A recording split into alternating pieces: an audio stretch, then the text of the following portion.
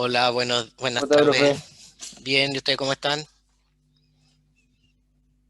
¿Cómo ha estado esta partida de semestre? Flojera. Ah, perdón, ¿estaba complicado? Demasiada flojera. Fuerza, fuerza.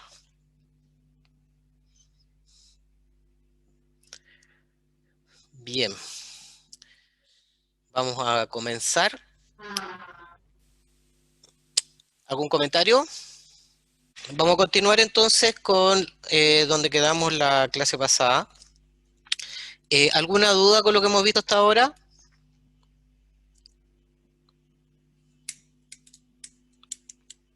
No, profe.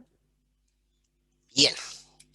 Entonces, lo que alcanzamos a ver la clase pasada fue, estábamos viendo la unidad uno, vimos algunos conceptos como que la termodinámica era una ciencia, ¿no es cierto?, que estudiaba el movimiento de la energía, particularmente el calor, ¿no es cierto?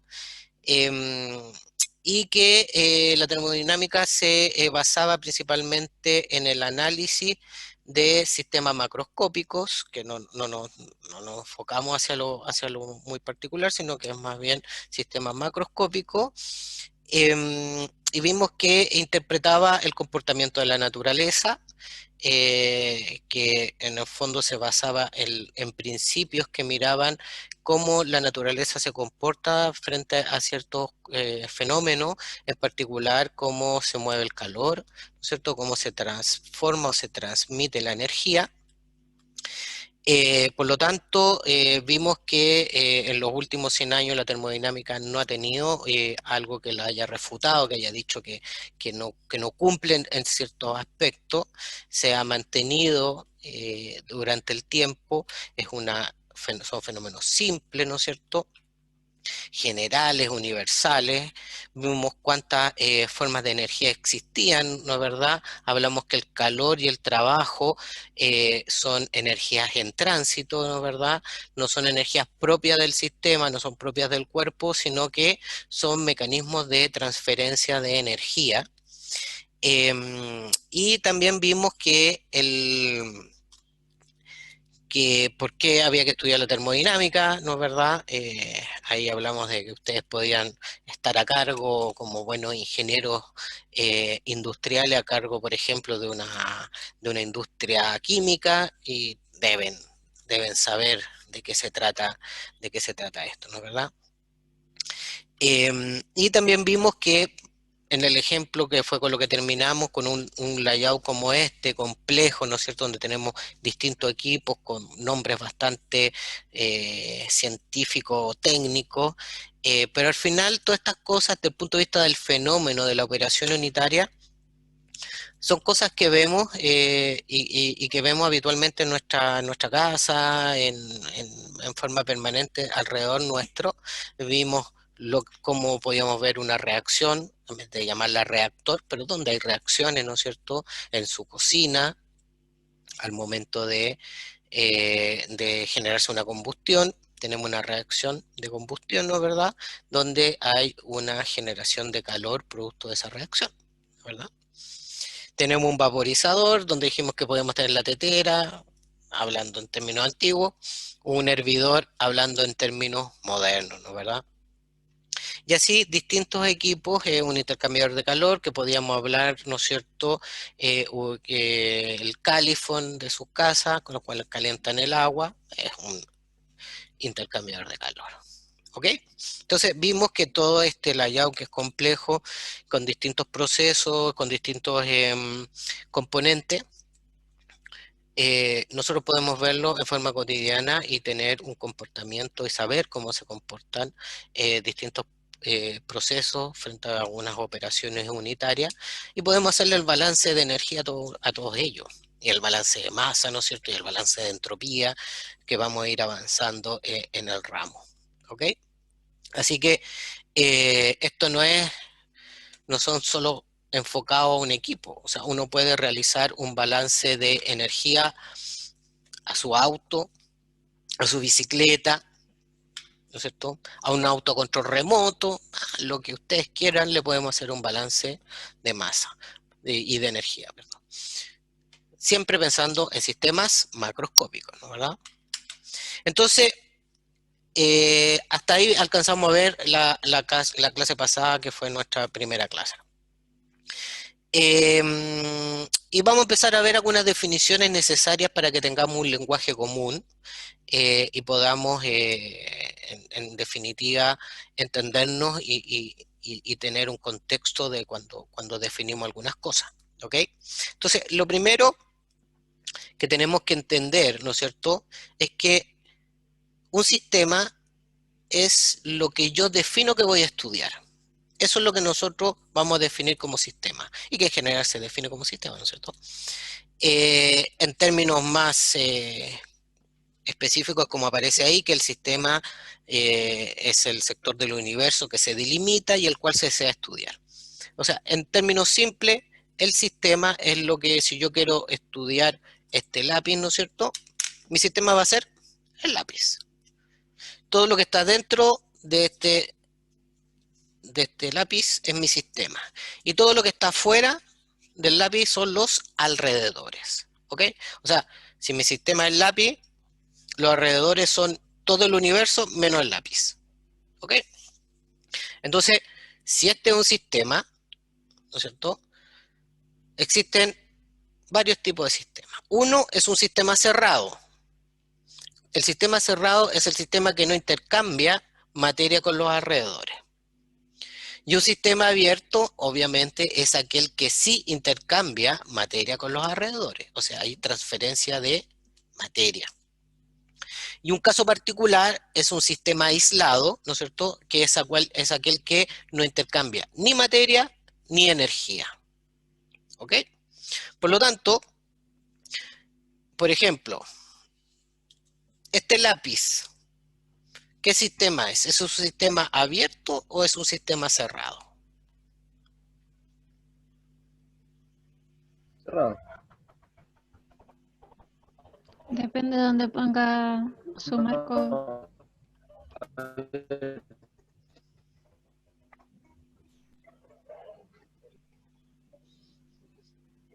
Si no lo usa para escribir, abierto. Ah, buena observación, ¿no es cierto?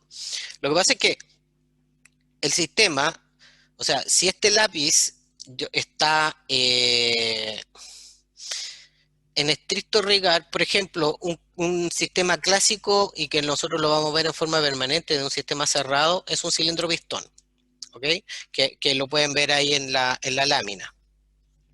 El cilindro pistón, ¿no es cierto?, es considerado un sistema cerrado. ¿Por qué? Porque no intercambia energía. Ahora, puede ser que el cilindro pistón esté fallado, tenga problemas, su camisa esté con falla, y ahí el sistema deja de ser aislado, cerrado, pero eso significa que el cilindro pistón funciona de forma incorrecta, ¿no es verdad? Entonces, en general, los sistemas cerrados son difíciles de ver, de encontrar. Los sistemas abiertos son los sistemas que normalmente nosotros encontramos en forma cotidiana, ¿ok?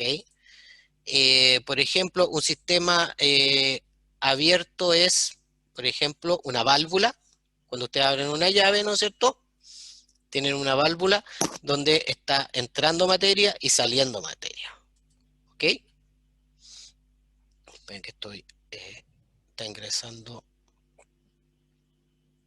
una compañera.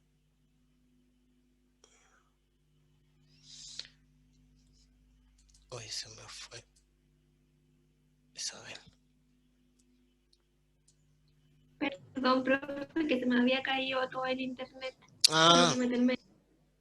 ya, no te preocupes. Es que estaba buscando quién era, pero ya te tenía notado que habías ingresado antes, por eso le decía que raro. Ok, no hay Se problema. me cayó todo. Ya.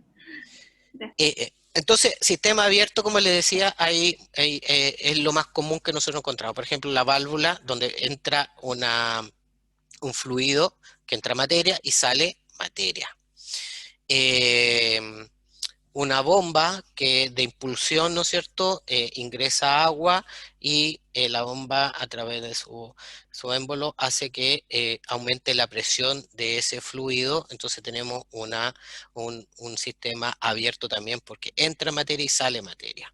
Otro ejemplo que aparece ahí es un tanque de almacenamiento, pero se fijan que el tanque de almacenamiento es abierto en la medida que hay un flujo de materia, que en ese caso, como aparece ahí, es aire que está entrando y se está llenando el estanque, ¿no es cierto? Pero ¿qué ocurre cuando el estanque se llena y deja de ingresar materia? El sistema se convierte en un sistema cerrado.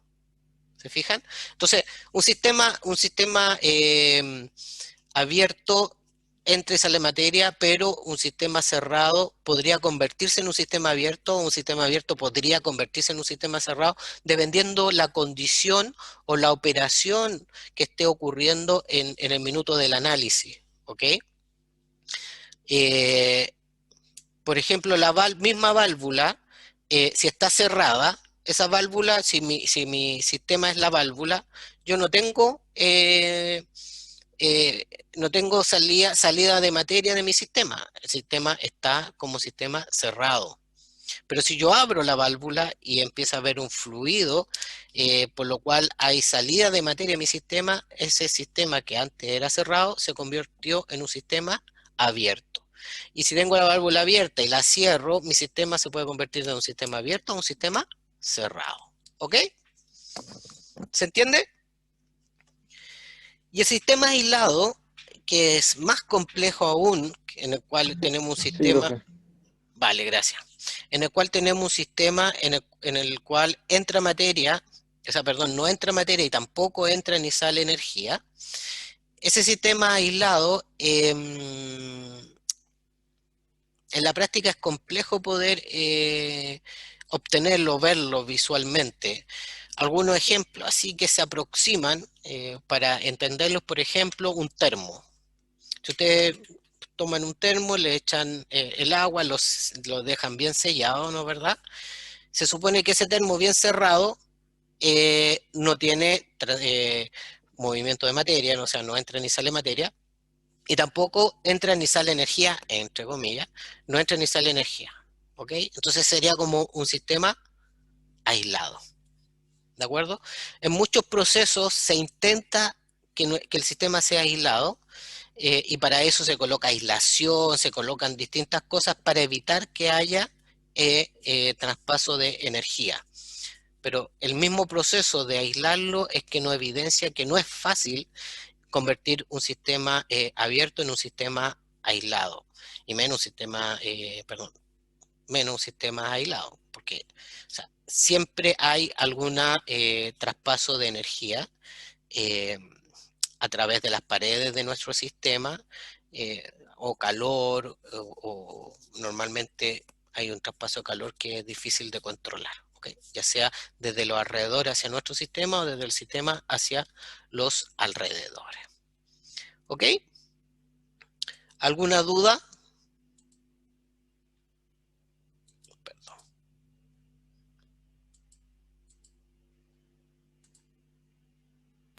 El profe con la mano de mí. Entonces, ya que no hay duda, y para yo quedarme tranquilo, le voy a pedir que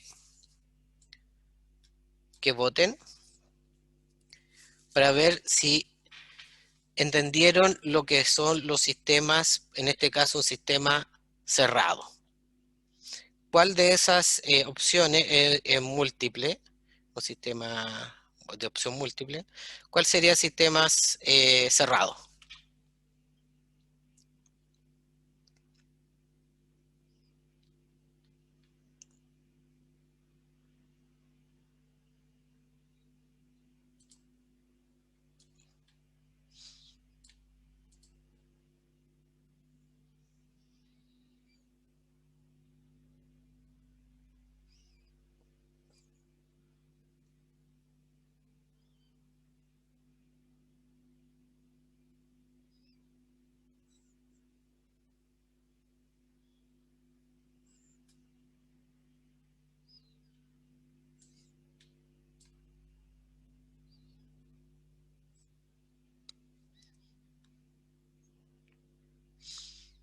Vamos un minuto.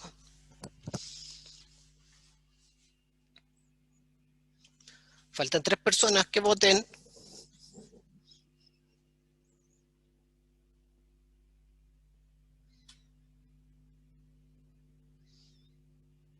Bien. Ya, por lo menos tenemos un 92% de votos. Faltó una persona, que soy yo. No, no soy yo.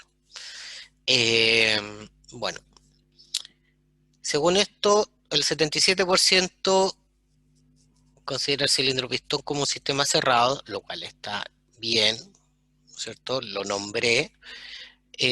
Un 23%, perdón, un 38% dice que el compresor es un sistema cerrado y un 23% dice que el termo es un sistema cerrado. 15% la válvula es un sistema cerrado y un 15% la turbina es un sistema cerrado.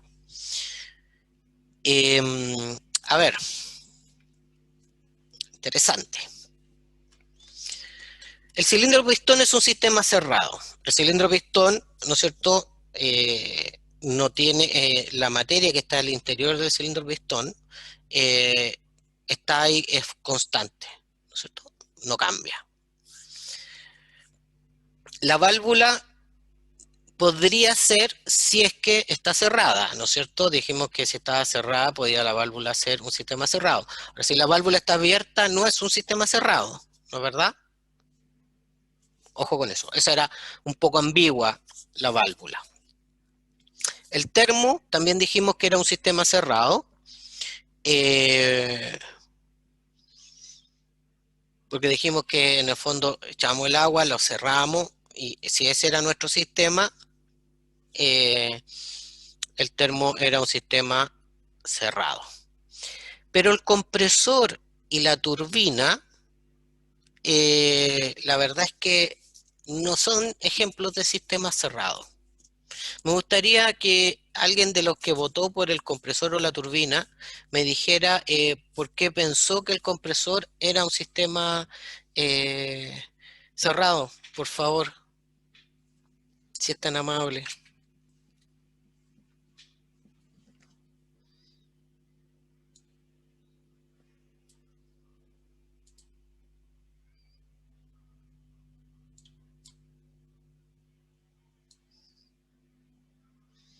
¿Nadie se anima?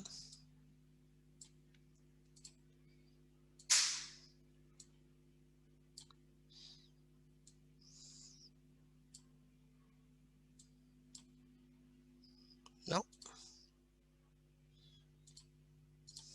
Ok. Cuando Ya, tenemos... profe, yo voté por el compresor porque en Ya, realidad no sabía bien lo que era y me lo imaginé algo muy parecido a un muy pistón, parecido a por qué, eso. perdón. Perdón, no la escuché, muy parecido a qué. Muy parecido al pistón, me lo Ah, imaginé así. ok. Ya, ok. Bien, importante. El compresor normalmente nosotros lo identificamos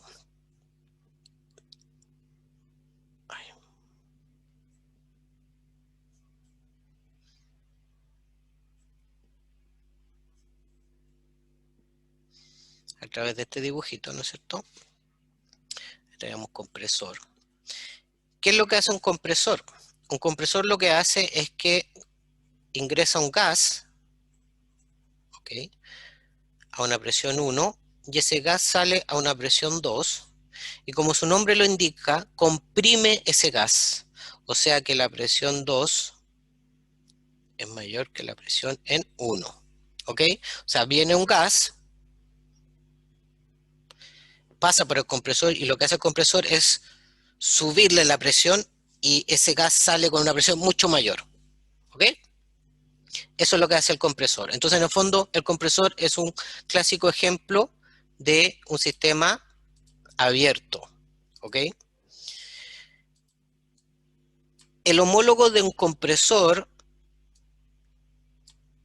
pero para líquidos, es la bomba. Cuando nosotros hablamos de una bomba, ¿qué es lo que hace la bomba? Hace exactamente lo mismo.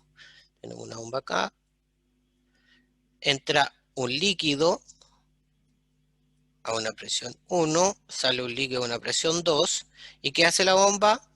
Le sube la presión a ese líquido. Por ejemplo, el agua, ustedes tienen una bombita, entra agua a baja presión y la bomba lo que hace es subirle la presión, ¿no es cierto?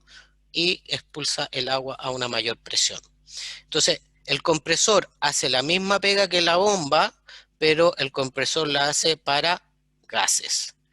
Y la pega de la bomba es lo mismo, pero para líquidos.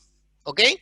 Entonces, en este caso, el compresor es un ejemplo de un sistema abierto de una bomba. ¿Ok? ¿Qué pasa con la turbina? Que también aparece ahí como opción de sistema abierto. La turbina hace la misma pega del compresor, pero al revés. En el fondo, entra un gas. Esta es la turbina. Lo que hace la turbina, entra un gas a una presión 1 y expande ese gas, por lo cual la presión en 2 es menor que la presión en 1. Es decir, viene un gas a alta presión y lo que hace la turbina es se expande. Entonces, producto de esta expansión, lo que nosotros logramos hacer en una turbina es obtener trabajo.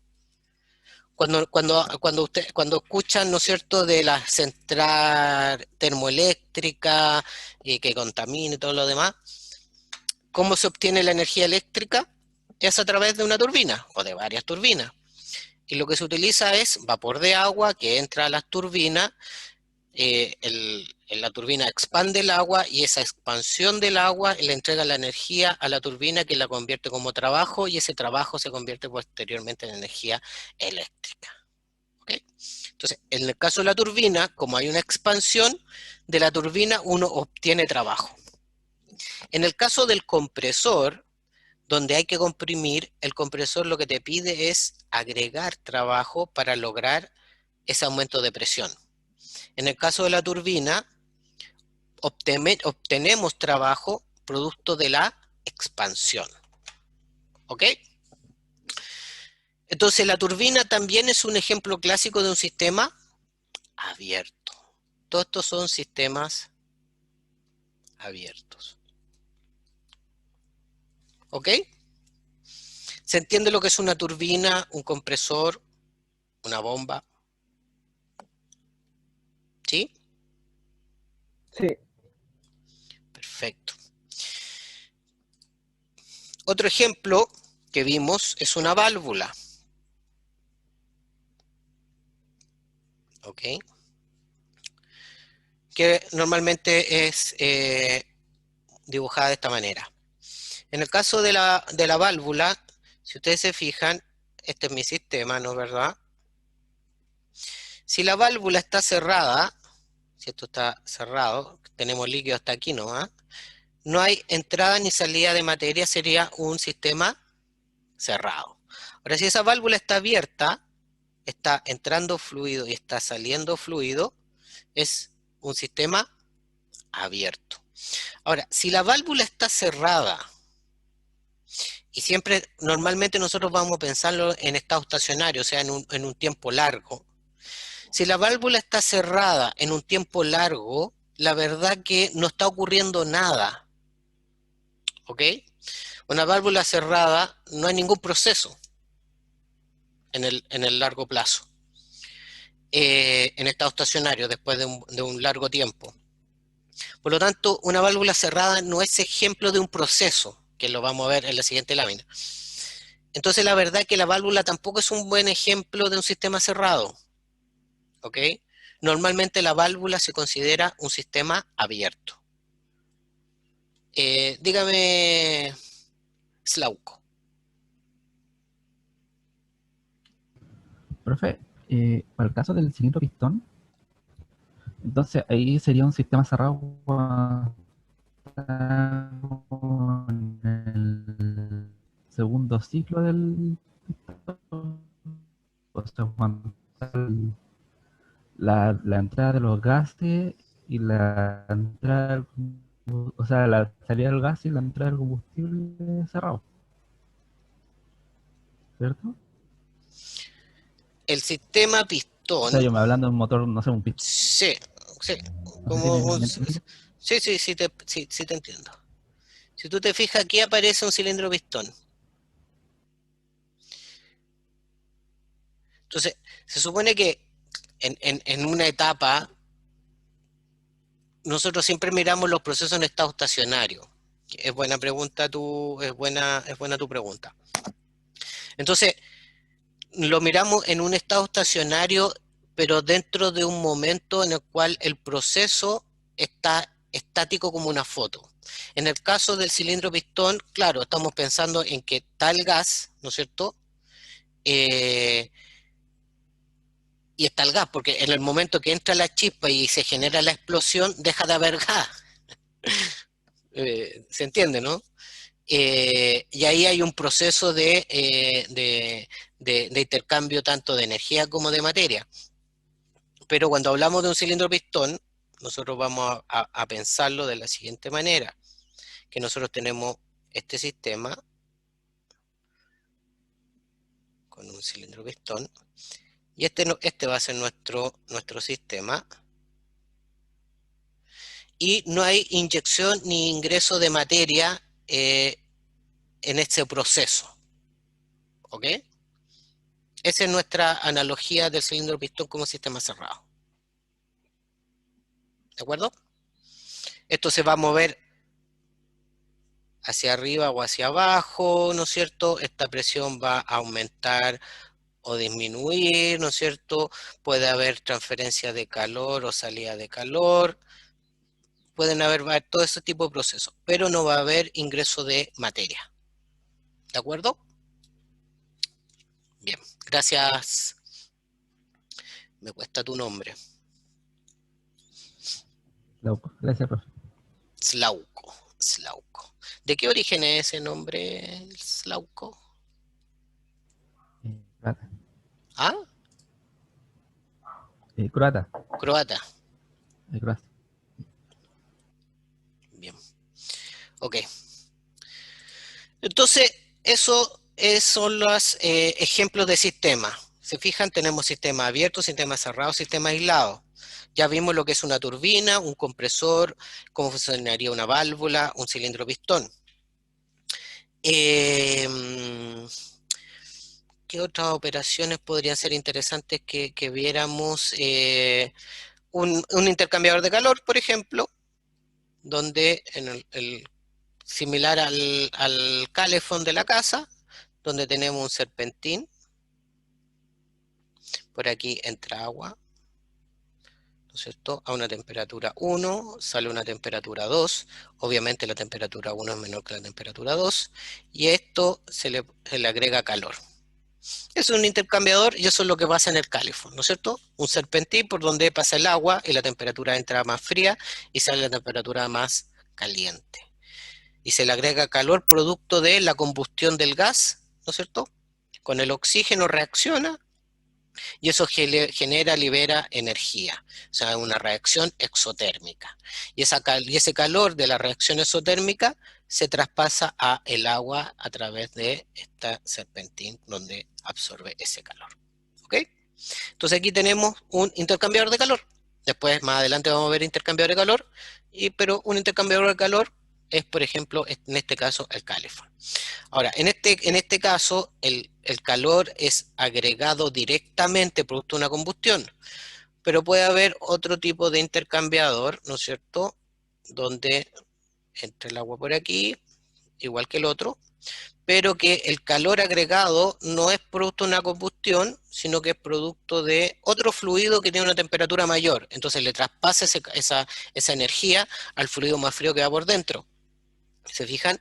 Entonces en ese caso el agua va a entrar por este ducto, igual que el calefón, pero por el manto, o sea, por alrededor de esta cañería, va a pasar otro fluido que puede estar, no sé, pues, a 200 grados Celsius. Y sale a 100, y el agua entra a 40 y sale a 60, por ejemplo. ¿Se fijan? Ahí tengo un intercambiador de calor. Y en ese caso, obviamente, ese intercambiador de calor también es un sistema abierto, ¿no es verdad? Entra materia, sale materia. ¿De acuerdo? Bien. ¿Alguna duda hasta aquí, chiquillo?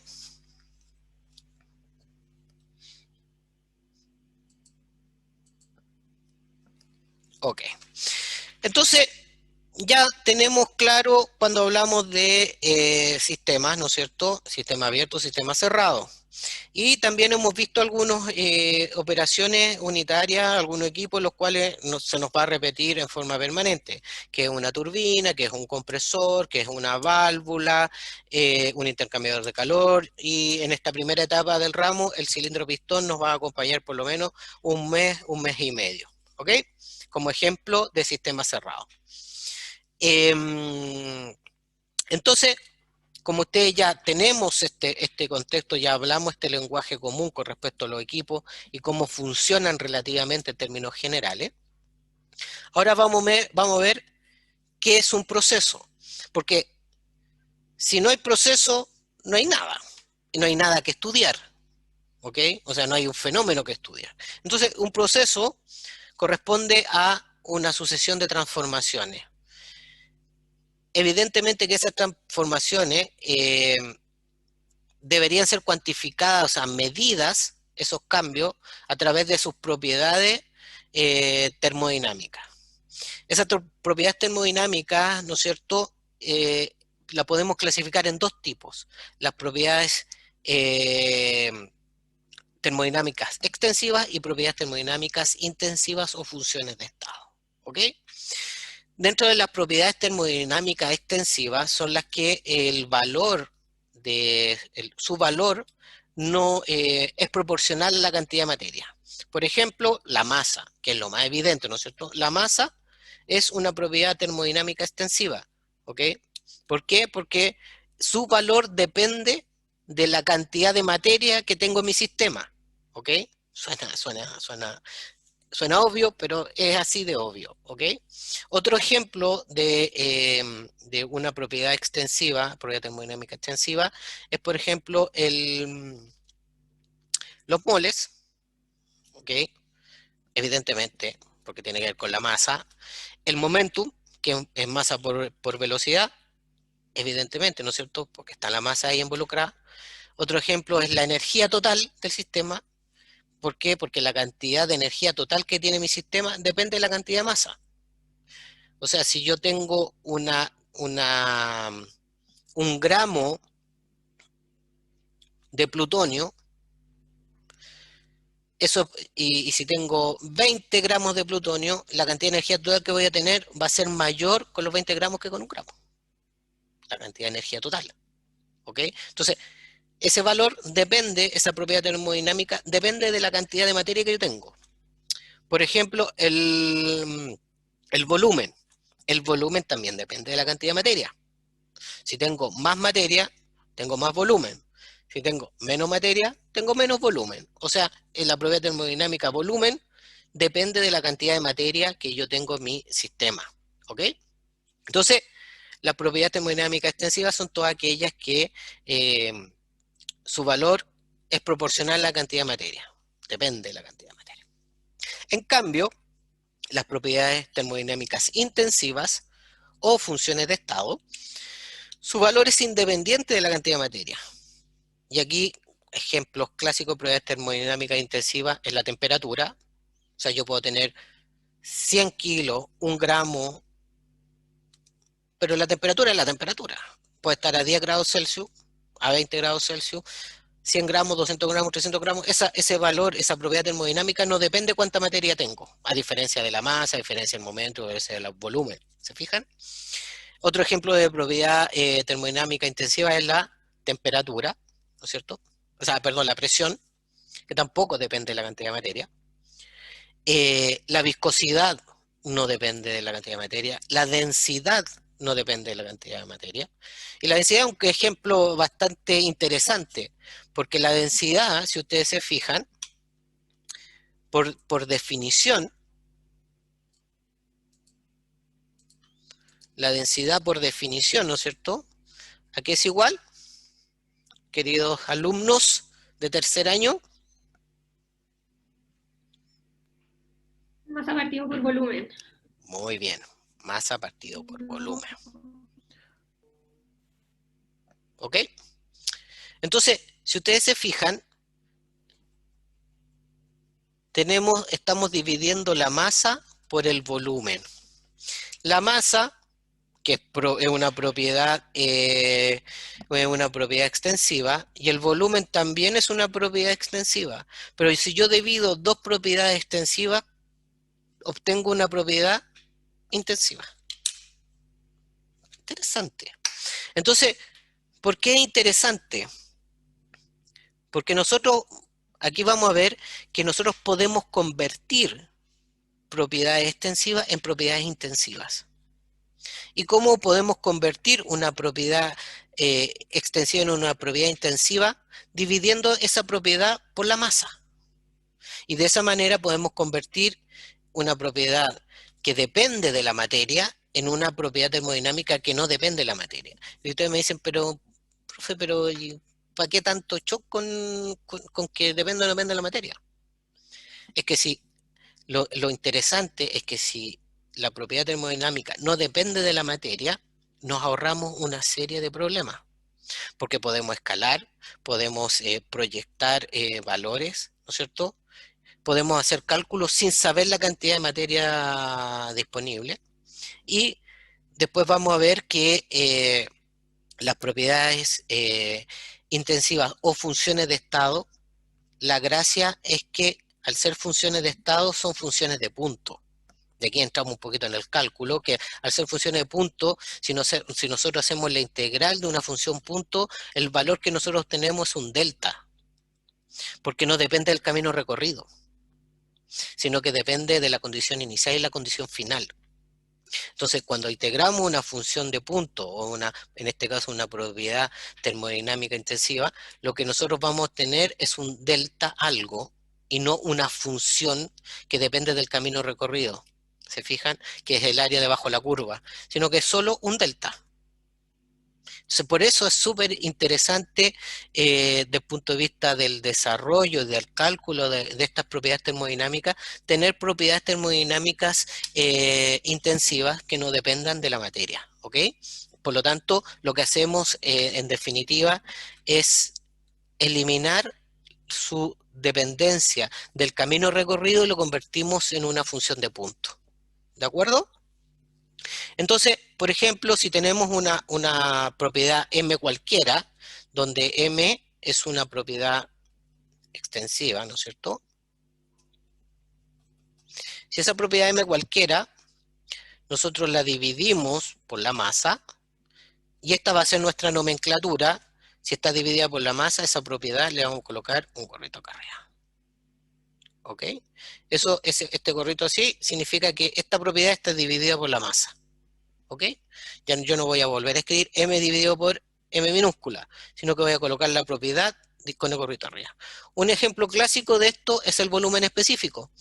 Si ustedes ven volumen con ese gorrito arriba, ¿no es cierto? Aquí es igual, es el volumen partido por la masa. Normalmente, ¿qué unidad tiene esto?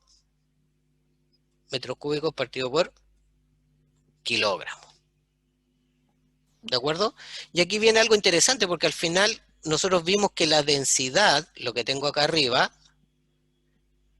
era una propiedad intensiva. Entonces, resulta que la densidad, que ya sabemos que es igual a 1 partido por el volumen específico. O sea, es una propiedad intensiva. No depende de la masa. ¿Ok? Bien. Ahora, si yo, otra forma de convertir una propiedad extensiva en una propiedad intensiva, si tengo una propiedad cualquiera M, ¿no es cierto? Y la divido por los moles, mi nomenclatura, la nomenclatura que vamos a tener en el ramo va a ser esa propiedad con un símbolo de ñ arriba. ¿Ok? Ejemplo clásico, volumen molar. Volumen con el cosito arriba. Esto es volumen partido por mol. Ay, perdón. Volumen partido por mol. La unidad es metros cúbicos partido por mol. Y ahí tengo una propiedad intensiva, convertir una propiedad extensiva en una propiedad intensiva. Ya le expliqué cuál es la importancia, ¿no es cierto?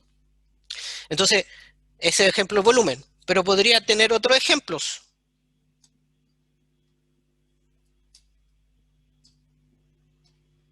Por ejemplo, la energía, con gorrito, eso sería energía partido por masa. O sea que aquí estamos hablando de joule partido por kilogramo, por ejemplo. O energía por unidad de mol, partido por N, sería joule partido por mol. ¿Ok? Y ahí tengo una propiedad extensiva que la convertimos en propiedad intensiva. ¿Ok? Otro ejemplo. Después vamos a ver, por ejemplo, la entropía. No me quiero adelantar tanto, pero para ver cómo convertimos las unidades. Entropía por unidad de masa es entropía partido por la masa, ¿no es cierto? Y esto es joule partido por kilogramo Kelvin. O la entropía por unidad de mol, que sería la entropía partido por los moles, sería joule partido por mol Kelvin. ¿Ok? Entonces, esa va a ser nuestra nomenclatura. Yo estoy dividiendo por la masa o por los moles y así convierto esa propiedad extensiva en una propiedad intensiva. ¿De acuerdo? ¿Dudas? ¿No? Perfecto. Y ya que dentro de este contexto de poder definir algún tipo de nomenclatura, lo otro es que cuando nosotros hablemos de una propiedad cualquiera, con un puntito arriba, estamos hablando de una propiedad que va a estar dividida por la unidad de tiempo. ¿Ok?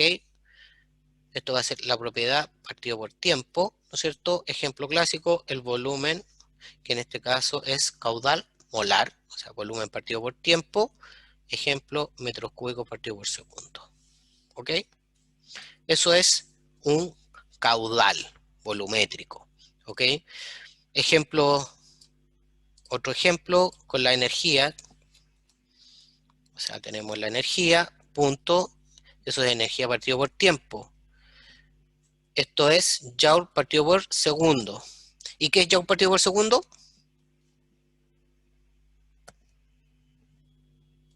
¿Potencia? Watt, ¿no es cierto? Joule partido por segundo es watt, o sea, potencia, ¿no es cierto? O sea, esto es equivalente a la potencia, porque la potencia es energía partido por tiempo, ¿ok?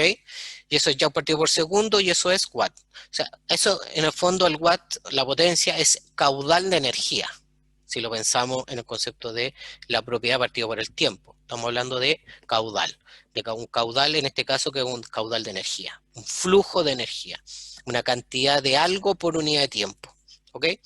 Que puede ser volumen, puede ser energía, puede ser masa.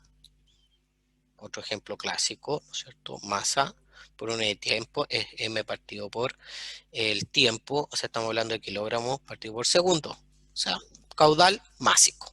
Ahora, ojo, no me quiero adelantar, pero en el caudal másico nosotros lo vamos a llamar como Q punto. ¿Okay? Nomenclatura que después va a aparecer y lo vamos a ir recordando, ¿ok? Entonces, esas son nuestras nomenclaturas. Cuando tenemos un puntito arriba, estamos hablando de un caudal de esa propiedad termodinámica. Caudal volumétrico, caudal de energía, caudal másico, etcétera, etcétera. ¿Okay? Y lo otro es cuando nosotros dividimos la masa, la propiedad termodinámica por la masa, estamos convirtiendo una propiedad extensiva en una propiedad intensiva. ¿Ok? Y ahí en este caso vimos en el caso volumen, energía, entropía, cómo podíamos convertir esa propiedad termodinámica extensiva en una propiedad termodinámica intensiva. Y de esa manera la convertimos en una función de estado o función de punto. ¿Ok? Bien. ¿Alguna duda hasta acá, chiquillo?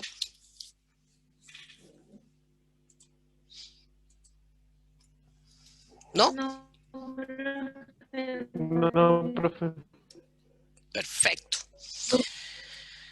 Ahora, vamos a seguir viendo algunos conceptos muy básicos, pero importante, como les decía al principio, que tengamos un lenguaje común. Temperatura.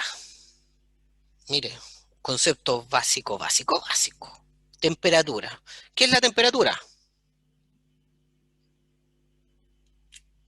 Pregunta que puede Energía ser. almacenada. No, porque la temperatura no es energía. La temperatura es una Es propiedad movimiento, termodinámica. Y la temperatura es una manifestación del estado energético o el nivel de energía de un cuerpo. Pero no es energía, ¿no es cierto? No tampoco es cómo fluye la energía, es solo una propiedad termodinámica que manifiesta el estado energético, pero no es una propiedad, no es una forma de energía, no lo es, ¿ok? Y normalmente la temperatura, y esto es un poco de sacar algunos paradigmas, la temperatura normalmente nosotros la hablamos o la relacionamos con el concepto de frío-caliente, ¿no es cierto? Cuando esto está caliente uno piensa en temperatura. Si está caliente tiene alta temperatura, si está frío tiene una baja temperatura, ¿sí? Y eso tiene que ver con nuestra percepción al ver el fenómeno, ¿ok? Pero en realidad, en términos absolutos, no existe lo caliente y lo frío. Porque lo caliente y frío depende de la percepción del observador frente a esta propiedad termodinámica que es la temperatura. ¿Ok? O sea, lo frío y lo caliente no interpreta la temperatura, sino que interpreta la sensación del observador. ¿Ok? Un ejemplo clásico es que si yo fuese un fluido refrigerante, para mí una temperatura de menos 2 grados Celsius sería caliente. Si yo soy el observador y yo como observador soy un fluido refrigerante. ¿Me explico? ¿Por qué? Porque yo como fluido refrigerante, si estoy a menos 2 grados Celsius, estoy, entre comillas, caliente. O sea, probablemente a una presión atmosférica voy a estar ebulliendo a menos 2 grados Celsius. Por lo tanto, menos 2 grados Celsius para mí sería una alta temperatura, entre comillas, sería caliente. Entonces, caliente o frío depende del observador, no es una definición con respecto a la temperatura, ¿de acuerdo? Entonces eso para sacarnos un poco de la lógica. Cuando veamos ciclos de refrigeración, vamos a ver que el fluido refrigerante, su característica para enfriar el aire es que ebulle a baja temperatura, ebulle, así como el agua ebulle a 100, el fluido refrigerante ebulle a menos 5 grados Celsius. Entonces, al momento de ebullir, le quita energía al aire y por eso lo enfría. ¿Ok? Entonces, para el fluido refrigerante, menos 2 grados Celsius o 2 grados Celsius es algo caliente que hace que bulla, que se evapore. ¿Ok? Entonces, el concepto de caliente o frío depende de que él lo mire. ¿Ok? Lo otro, hay una definición intuitiva, y que esto tiene que ver cómo funciona el concepto el concepto del enlace o cómo se interaccionan los efectos de temperatura. Es que si yo tengo un bloque caliente y un bloque frío, ¿ok? Para poder definir que uno tiene una temperatura mayor que otra nomás, y yo los junto, en el largo plazo, en el tiempo, o sea, en estado estacionario, lo que yo voy a tener va a ser dos bloques con una temperatura intermedia, lo que podríamos llamar dos bloques tibios. O sea, yo tengo un bloque caliente y un bloque frío, los junto, en el largo plazo voy a tener los dos bloques a la misma temperatura. Es decir, esos dos bloques van a llegar a una temperatura de equilibrio. Esa temperatura de equilibrio es la misma temperatura, y va a ser una temperatura intermedia entre la temperatura alta y la temperatura baja. no puede quedar con una temperatura mayor que la temperatura más alta, ni tampoco puede quedar con una temperatura menor que la temperatura más baja. Tiene que quedar con una temperatura intermedia. ¿Ok? Y los mecanismos de medición de temperatura y las unidades, en realidad, son el Kelvin, el sistema internacional, se mide la temperatura en Kelvin. Ahí normalmente la medición se realiza en grados Celsius y se convierte a temperatura absoluta, que es la temperatura Kelvin.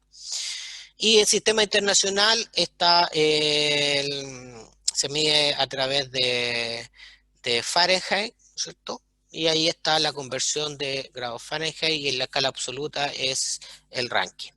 Ahora, nosotros en términos generales siempre vamos a trabajar con Celsius y con Kelvin, ¿ok? Sistema internacional. Pero no puede faltar que algún manual, alguna cosa hecha por algunos queridos ingenieros de Estados Unidos, ¿no es cierto?, que siguen mandando las cosas en grados Fahrenheit porque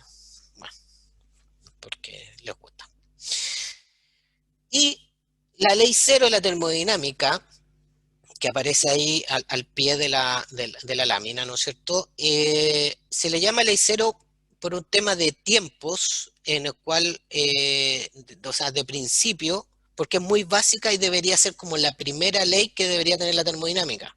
A pesar que se definió como ley después de la primera y segunda ley de la termodinámica, entonces como teníamos la primera ley y la segunda ley, se le puso ley cero, para poder ponerla antes por un tema no cronológico, sino por un tema de la esencia base del concepto que tiene incluido, ¿no es cierto? Entonces, ¿qué dice la ley cero de la termodinámica? Dice que si tenemos dos sistemas, A y B, que están en equilibrio térmico con un tercer sistema C, entonces los sistemas A y B están en equilibrio térmico entre sí. Dos cantidades iguales a una tercera son iguales entre sí. ¿Se entendió? O sea, en rigor, si yo tengo un sistema A que está en equilibrio con un sistema B, y un sistema B está en equilibrio con el sistema C, significa que el sistema C está en equilibrio con el sistema A. Es eso. ¿Ok?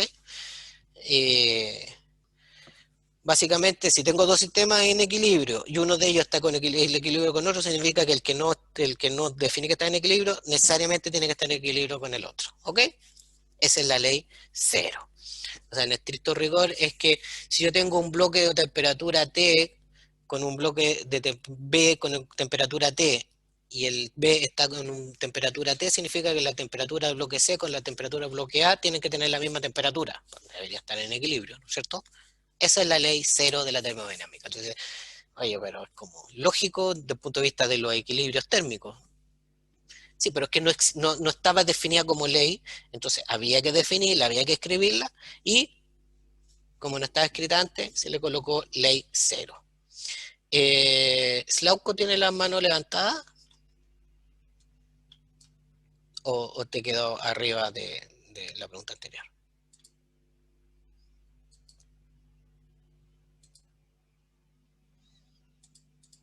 ¿No? Ok. Continuamos entonces. Presión. Otro concepto, propiedad termodinámica, ¿no es cierto?, intensiva. ¿Cómo se define la presión de un fluido sobre una superficie? Es la fuerza normal ejercida de este fluido por unidad de área en la superficie, ¿ok?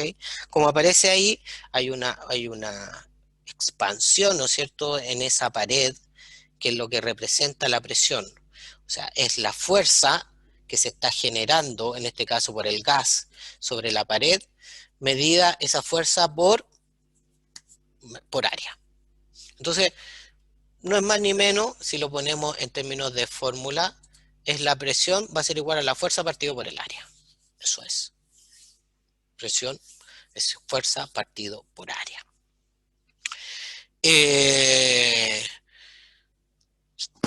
unidades, sistema internacional, es el Pascal. Obviamente que el Pascal que representa la fuerza, que es Newton, partido por el área, que en sistemas internacionales es metros cuadrados. ¿Ok? Ahora, normalmente vamos a encontrar unidades de presión. La presión va a estar en atmósfera, o normalmente en bar. La relación entre bar y atmósfera aproximadamente 1, ¿no es cierto? Y la relación entre bar y atmósfera y Pascal es 1 por 10 a la 5. En sistema inglés, la presión corresponde a la PSI, que es libra fuerza por pulgada cuadrada, que también podemos encontrarle más de alguna oportunidad, ¿no es cierto?, en la literatura, ¿ok? Pero nosotros vamos a utilizar principalmente bar, atmósfera en algunos casos, y para todo lo que son los cálculos de ecuaciones debemos usar el Pascal, ¿ok? Si no ocupan el Pascal, vamos a estar en problemas. ¿De acuerdo? Bien. ¿Dudas hasta aquí?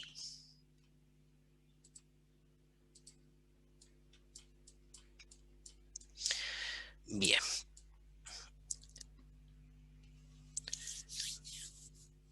Otro concepto importante, básico, es el concepto de trabajo. Nosotros ya hemos hablado, tanto en la introducción como en algunos conceptos que hemos visto durante la clase de hoy. El trabajo es energía en tránsito, ¿no es cierto?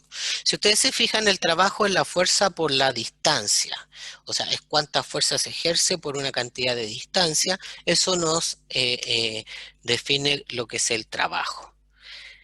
Cuando hablamos de trabajo mecánico, estamos hablando cuando un cuerpo se desplaza, cuando un cuerpo se mueve, ¿no es cierto? Tiene que haber una distancia recorrida para que haya trabajo, con una fuerza que se opone al movimiento, ¿no es verdad?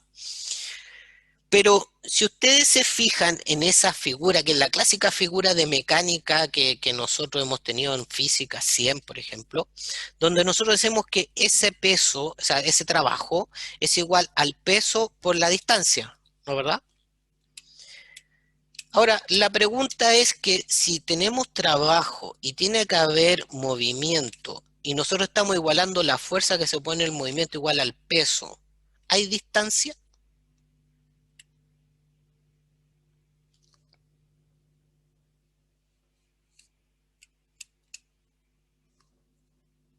¿Pregunta?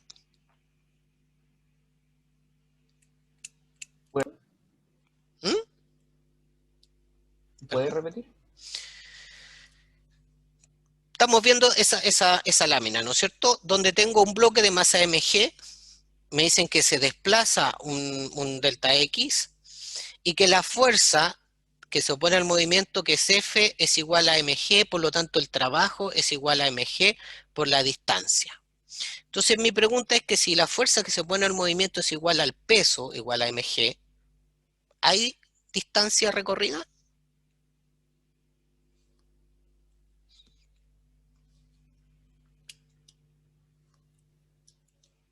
No debiera. No debiera, ¿no es cierto? Depende de Perdón, ¿depende de qué? Si son iguales, se queda inmóvil nomás. No, yo decía que dependía de dónde partía el cubo. No, Si partía... independiente de dónde parta. Ah, ya. Por ejemplo, si yo tengo esto de acá. Tenemos esto, ¿no es cierto? Esta es la fuerza que supone el movimiento. Y yo tengo aquí mi bloquecito de masa mg. ¿Ok? Entonces, si yo estoy aquí, este es mi x0. Y yo digo que esto recorrió de aquí hasta acá. Recorrió un delta x. ¿Cierto? Entonces yo digo, el trabajo entonces es igual a ¿qué cosa? A la fuerza por la distancia, ¿no es cierto? Y nosotros decimos, sí, pero la fuerza es igual a mg, por lo tanto esto es mg por dx. ¿Sí? O sea, dijimos que esto mg es igual a f. O sea, estamos diciendo que f es igual a mg. Ahora, el tema es que si f es igual a mg, se pudo haber desplazado de X?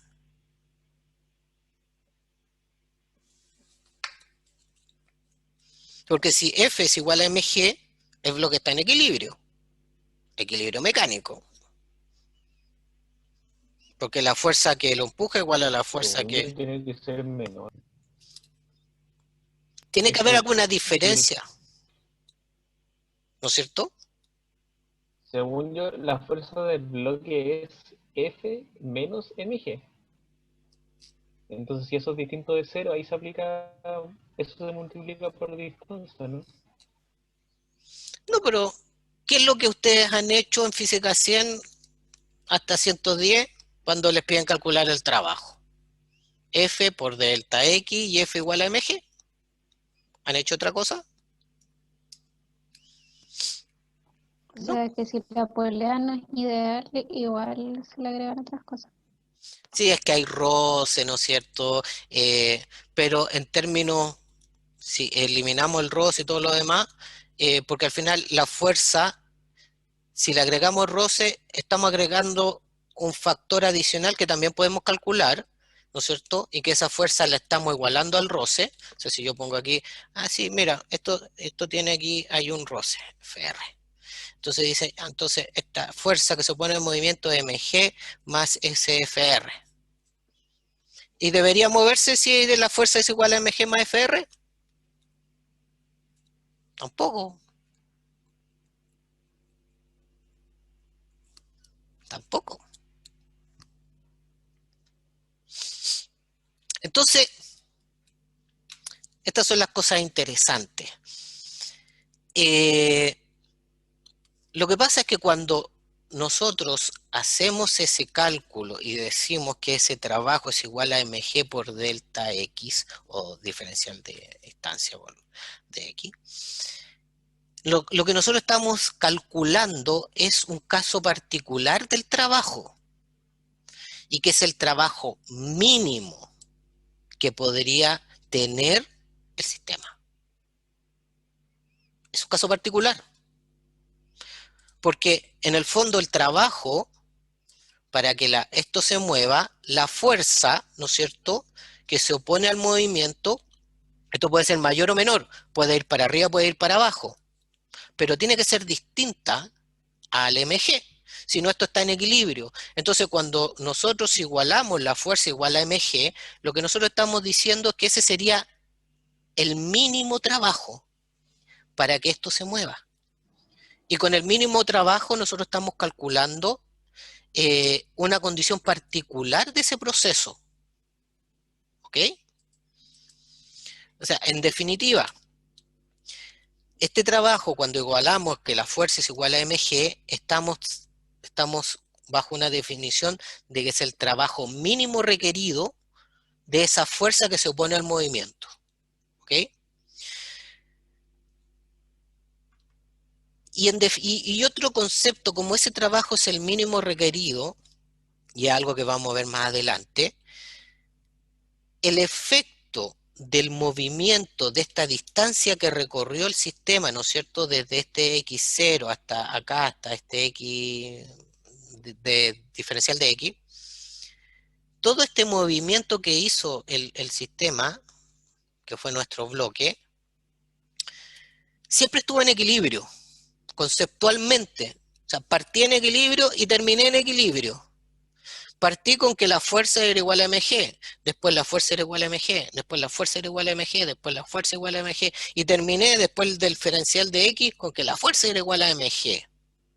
Siempre estuvo en equilibrio durante todo el movimiento.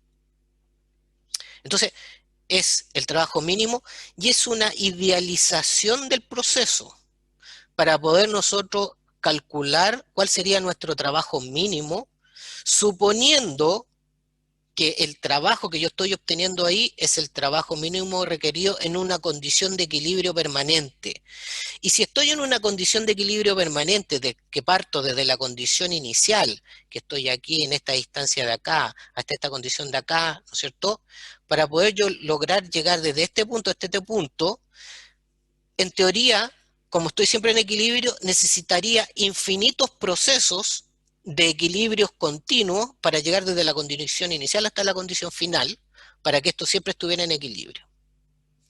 Y esa es la idealidad del proceso, que se esconde o se define al momento de nosotros decir que la fuerza es igual a mg. ¿Okay? Que para el caso nuestro, para lo que viene es importante tenerlo claro, porque nosotros vamos a hacer la diferencia cuando calculemos el trabajo de trabajo termodinámico de expansión y compresión. Nosotros vamos a hacer la diferencia entre un trabajo reversible, que es un trabajo ideal como este, que en el cual siempre estamos en equilibrio desde la condición inicial hasta la condición final, y un trabajo irreversible, que es que no hay equilibrio, y la condición es que hay una fuerza que es distinta al peso en este caso, que se opone al movimiento y que provoca el movimiento. Y ese trabajo irreversible es el trabajo real. Y el trabajo reversible es el equivalente a este trabajo donde nosotros decimos que la fuerza es igual al peso. Ahora, en términos de cálculo, es más fácil de encontrar la resolución del problema suponiendo que el trabajo es reversible, suponiendo que la fuerza es igual a mg. ¿Ok? Es más difícil calcular el trabajo irreversible porque tienes que conocer otras cosas externas al proceso. ¿Ok? Entonces, ¿se entiende la diferencia? ¿Les hace sentido lo que estamos conversando? Sí, profe. Bien. Sí, profe. Entonces, quedémonos con que este es el trabajo mínimo. ¿Por qué? Porque, o sea, si le agrego un diferencial de fuerza, esto se mueve. ¿Se fijan? Si la fuerza es igual a mg, esto queda quieto. Si le pongo un diferencial de fuerza, esto se va a mover un poquito. Otro diferencial de fuerza se mueve. Otro diferencial de fuerza se mueve. Otro diferencial de fuerza. Y ustedes saben que si le agrego diferenciales, pero si el diferencial lo tiendo a 0, obtengo esto. ¿Se fijan?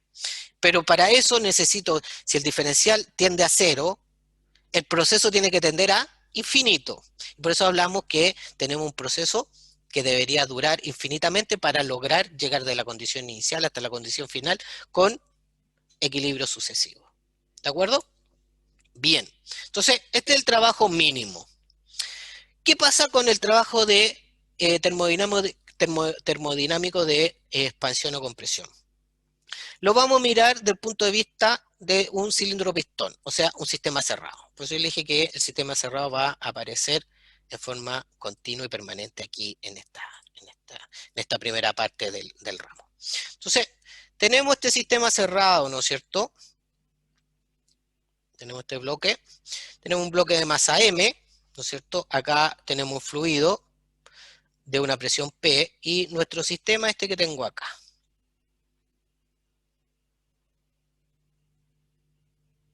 Es un sistema cerrado, ¿ok? Este pistón, además de la masa M, tiene un área A, ¿ok? Y resulta que, vamos a suponer que esto no tiene fricción, ¿no es verdad? Y vamos a suponer que esto se va a mover, cilindro pistón, se va a mover desde x0 hasta x, una distancia de x. ¿Ok? Si ustedes se fijan, es el mismo fenómeno que el fenómeno que vimos arriba del trabajo mecánico. Entonces vamos a decir, ok, nosotros ya sabemos, ¿no es cierto?, que el mínimo trabajo va a ser, este diferencial de trabajo va a ser mg por dx. ¿Por qué? ¿No es cierto? Para que esto se moviera para allá, ¿no es cierto?, se desplazara este pistón hacia arriba, esta distancia de x se movió para allá, ¿no es cierto? Tuvo que superar ¿qué fuerza? La fuerza del pistón, y la fuerza del pistón es mg por dx. ¿Ok? Perfecto. Genial. Hasta ahí, ninguna duda, ¿no es verdad? Tenemos la misma condición que la que vimos anteriormente. Entonces, mg también aquí es igual. Resulta que la fuerza que se opone al movimiento, que es mg, es la fuerza, ¿no es cierto? Pero la fuerza que es igual a la presión por el área. ¿Se acuerdan que dijimos que la definición de presión era fuerza partido por el área? Si la fuerza es igual a mg partido por área, por lo tanto mg es igual a presión por área. Por lo tanto, tenemos que mg es igual a la presión por el área. ¿Ok? Entonces, nuestro diferencial de trabajo nos va a quedar que mg es presión por el área por dx. ¿Ok? Entonces, si tengo el diferencial de trabajo, ¿no es cierto?, para el caso de compresión-expansión, que es igual a la presión por el área por delta x, pero resulta que el área, ¿a qué es igual? Yo también puedo colocar que el área por el diferencial de x, ustedes saben que el volumen, ¿a qué es igual? Al área por delta x, ¿no es cierto? Entonces, significa que esta presión por A de X lo reemplazo ¿por qué cosa? Por dB. Y me queda que el diferencial de trabajo es igual a la presión por el diferencial de volumen. Hasta ahí vamos súper bien, ¿no es cierto? Ahora, si yo integro, hago la integral, ¿qué me queda? Me queda que el trabajo, ¿no es cierto?, de compresión-expansión va a ser igual a menos la integral de P por dB, desde el volumen inicial hasta el volumen final. ¿Ok? Entonces, ¿qué ocurre? Ustedes me dicen, pero ¿y de dónde sacó el signo negativo? El signo negativo tiene que ver con nuestra conversión de signos. Cuando nosotros vamos a definir que el trabajo es realizado por el sistema, es positivo. Y es negativo cuando el trabajo es realizado, es negativo cuando el trabajo es realizado por el sistema y es positivo cuando el trabajo es realizado sobre el sistema. Es decir, el ejemplo que yo les mostré al principio de la turbina, ¿no es cierto?, donde sale trabajo, ese trabajo que sale de mi sistema, ese trabajo es menor que cero. El trabajo está el trabajo de la turbina. En el ejemplo que les di, el trabajo del compresor, ¿no es cierto?, donde uno ingresa trabajo al sistema, el trabajo es positivo.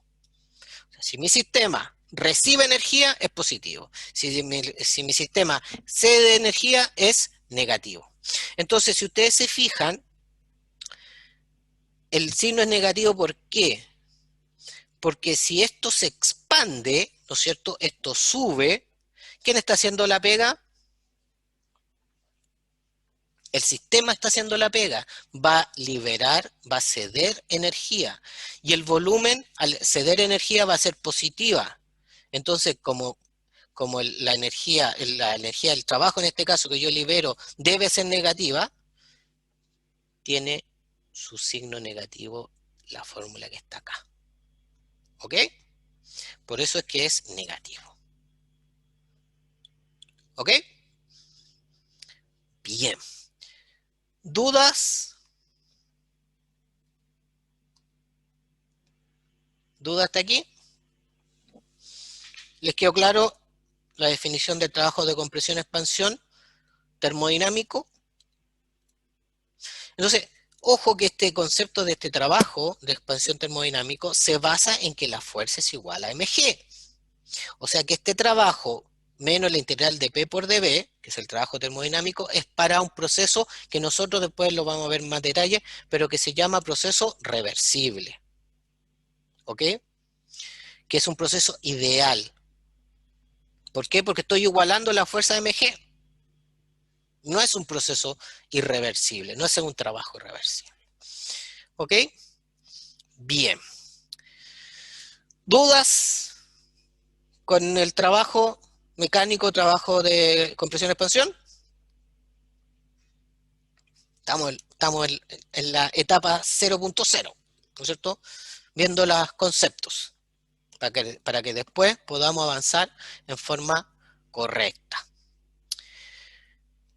Perfecto, no veo ninguna duda. Entonces, calor, y con esto, chiquillos, ya vamos terminando. Calor, ¿qué es el calor? Calor es un mecanismo de transferencia de energía. ¿Se acuerdan que lo he repetido varias veces, pero calor y trabajo son energías, son mecanismos de transferencia de energía. Es la forma en que la energía se mueve, cambia de un lugar a otro, cambia de un sistema a otro. El calor y el trabajo no son energías propias del sistema, sino es cómo la energía se transporta. Por eso le llamamos energías en tránsito. ¿Ok? Ahora, en términos de definición, podemos ver lo que el calor, lo que dice acá. El calor se interpreta como el choque de las moléculas de gas que se transmite la energía molecular de la pared, la cual se denomina vibración, ¿no es cierto?, por la ley de Hooke. Eso hace aumentar la energía interior del sólido, por lo cual aumenta su temperatura. ¿Ok? En el fondo, la temperatura aumenta producto del traspaso de calor. ¿Ok? Y eso se provoca por el movimiento de las moléculas al interior de nuestro sistema. ¿Ok? El sistema, en la medida que aumenta la vibración, ¿no es cierto?, de las moléculas que podemos ver aquí, eso hace que aumente la temperatura, ¿no es cierto?, a través de mecanismos de transferencia de calor. ¿Ok?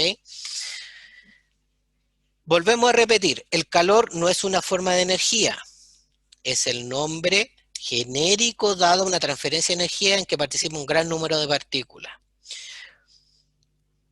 El calor y el trabajo son energías en tránsito. El calor no corresponde a una propiedad inherente al sistema. El calor no se almacena, es energía en tránsito. El calor lo podemos almacenar como energía interna, ¿no es cierto? Pero no como calor mismo. ¿Ok? Se almacena de otra manera, no como calor. Calor es el mecanismo de transferencia. ¿De acuerdo? Y la conversión de signo, el calor recibido por el sistema va a ser positivo y el calor cedido por el sistema va a ser negativo. La misma lógica del trabajo, si mi sistema gana energía, eso es positivo, y si mi sistema pierde energía, es negativo. Por lo tanto, si yo cedo calor, va a ser negativo, y si yo recibo calor, va a ser positivo. ¿Ok? Bien. Y en estos últimos 5 minutos, la unidad es, al igual que el trabajo, la unidad del trabajo y del calor es el Joule, que en sistema internacional es Newton metro, ¿no es verdad? Todo en sistema internacional. Hay otras unidades que el BTU, pero la verdad es que ya están bastante, pueden encontrar en alguna literatura inglesa y en algunas especificaciones de sistemas de refrigeración todavía se utiliza mucho el BTU. Y bueno, ahí está la conversión, ¿no es cierto?, de un Joule a BTU para que puedan poder hacer la relación de cuánta es la cantidad de energía. También se utiliza mucho las calorías o los kilocalorías como medición de energía, en este caso de calor y trabajo. ¿Ok? Bien. ¿Alguna duda?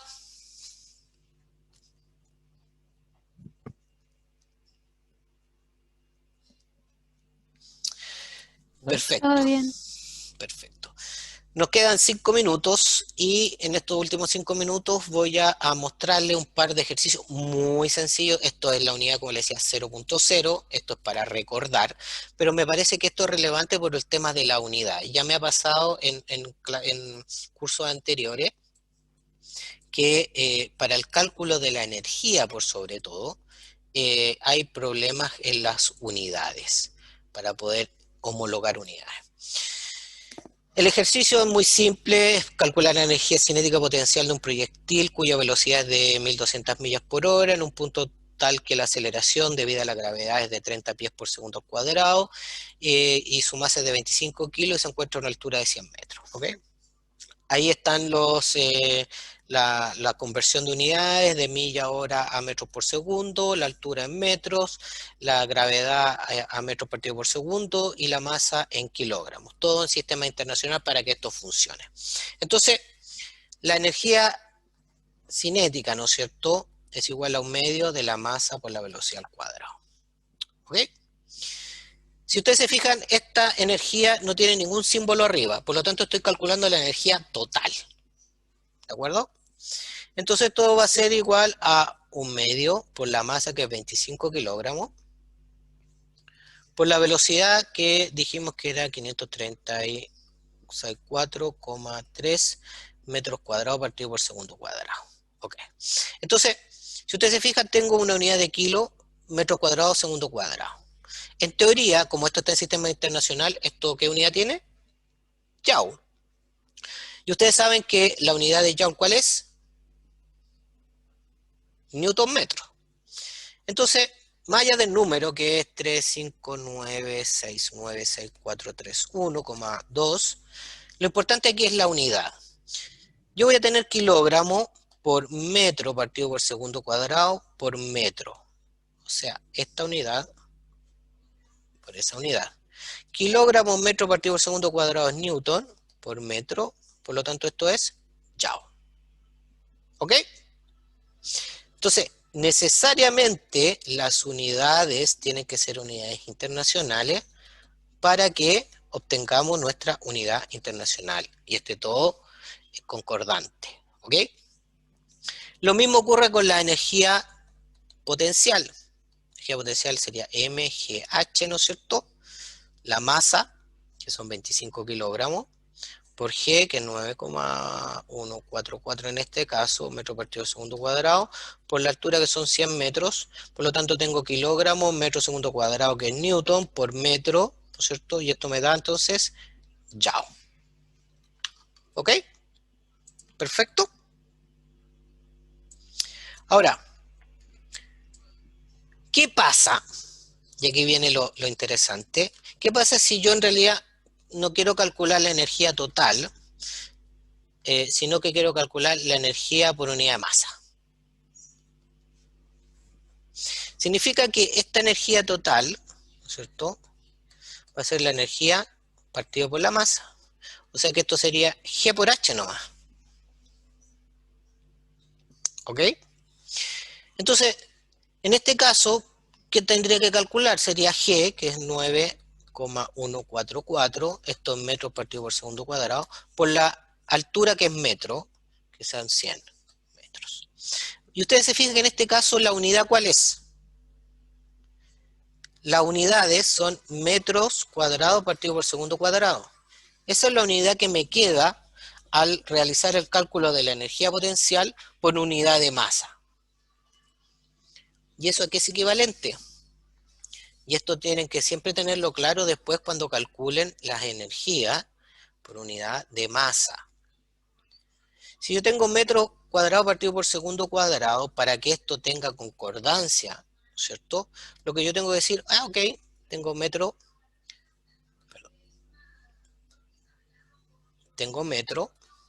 partido por segundo cuadrado por metro. ¿Y aquí qué me falta? Kilogramo y kilogramo, ¿cierto?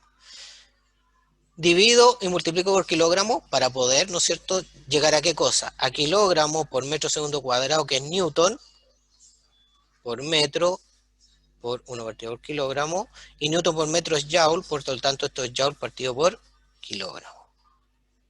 O sea que en este caso, si tomo sistema internacional, la unidad que es metro partido por segundo cuadrado es equivalente a decir que tengo joule partido por kilogramo. Lo cual está bien, dado mi unidad que es energía partido por masa, joule partido por kilogramo. Perfecto. Lo mismo ocurre con la energía cinética, ¿no es cierto? También me queda metro cuadrado partido por segundo cuadrado. Ay, perdón. Porque si a esta energía cinética le saco la masa, me queda solo velocidad al cuadrado. O sea, me queda la misma unidad que tengo acá, que es metro cuadrado partido por segundo cuadrado. Entonces, el metro cuadrado por segundo cuadrado es joule partido por kilogramo. ¿Ok? No es joule partido por mol, no es joule partido por gramo, no es joule, no, es joule partido por kilogramo, porque tengo la necesidad de dividirlo por kilogramo para poder obtener el joule, según la conversión de unidad del sistema internacional. ¿Ok? Bien, muchachos. Siendo las 18:51, terminamos la clase. ¿Alguna duda, alguna consulta?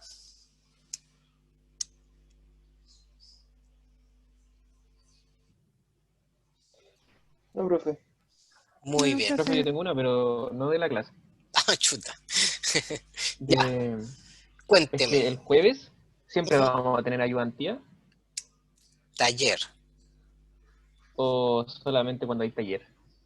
No, el taller son los días jueves, es la fecha que está definida. La ayudantía la vamos a coordinar una vez que me confirmen el ayudante. Ah, ya, no es la ayudantía entonces. No, es taller. Ya, gracias, profe. Ok. Bien. Ya que no hay más dudas, nos vemos entonces el próximo lunes. Ya espero que el próximo lunes ya me hayan confirmado los ayudantes y podamos coordinar las fechas de la ayudantía y coordinar también bueno, ya tenemos definido la forma de trabajo con los talleres, pero ya vamos a poder conversarlo más en conjunto, ¿ok? Así que estudien, no vayan de a poco, no se atosiguen. Como les decía en un principio, esto es importante ir paso a paso, no dejar las cosas al final, porque además la materia es acumulativa, entonces es importante ir avanzando toda la semanita, ir estudiando un poquito. ¿Ok? Ya muchachos, que tengan un Profe, buen resto de semana. Dígame. disculpa que no me pude conectar a la primera clase y no sé bien cómo funcionan los talleres. Mañana va a haber taller. No, mañana no hay taller. Eh, Ah, ya, en perfecto. en el programa que está en la página aparecen las fechas de todos los talleres, las fechas de los controles y las fechas de los certámenes y el calendario de cada uno de los días que corresponden a cada una de estas actividades. ¿Ok? Ya, muchas gracias, profe. No, no hay problema, Ok, Maximiliano. chao, gracias. Chao. Ya muchachos, nos vemos, que tengan un buen resto de semana, que estén bien. Chao, profe, gracias. Chao, Chao, profe. profe. Profe, Chao. gracias.